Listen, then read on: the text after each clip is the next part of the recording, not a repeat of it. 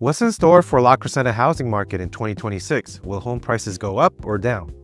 I'm James Yu with Think Real Estate, your local realtor. And whether you're a homeowner, a buyer, or just keeping an eye on the market, here's our quick 2025 market recap and my outlook for 2026. Let's start with 2025.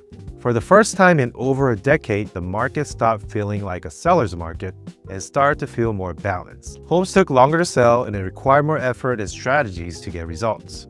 Early in the year, the Eaton fire played a big role. We saw displaced families scrambling for homes, and many ended up buying in nearby areas, including here in La Crescenta.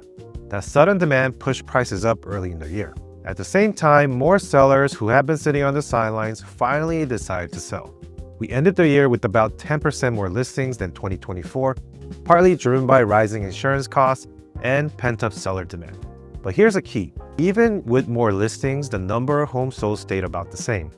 That told us this wasn't a frenzy year, it was a selective, balanced market. And yet, La Crescenta still appreciated. While much of LA stayed flat or even dipped in some areas, the average home price rose to $1,429,000, up about 4% from last year, roughly what you would expect for a 3-bed, 2-bath, 1,700 square foot home here today. But it was truly a tale of two sellers. Those who priced it like it was still a red-hot 2022 market, just testing the waters, didn't do well.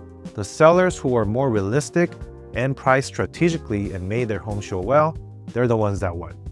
Price per square foot actually dipped about 3%, which tells us buyers were more sensitive than ever to condition, layout, and value. Updated, well-presented homes were rewarded. Homes with quirks or which pricing sat and had to adjust. Curious what your home might be worth today? Go to the link below for a free instant home valuation.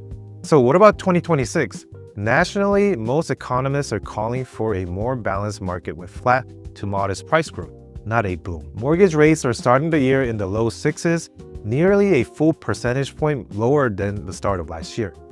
Most projections put average rates around 6.2 to 6.3%, with periods where rates may dip into the 5s and other times move into the high 6s. So overall, we're actually starting the year on a more positive note.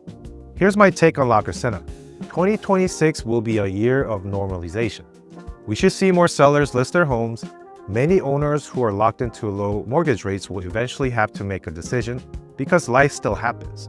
Downsizing, upsizing, life events, and timing all matter. And as mortgage rates settle down, it will make those decisions easier for them. I expect more listings and more buyers, keeping the market balanced, but still slightly favoring sellers who do things right. Spring will be busy, and if rates dip into the 5% range, demand could pick up quickly and the market could heat up again.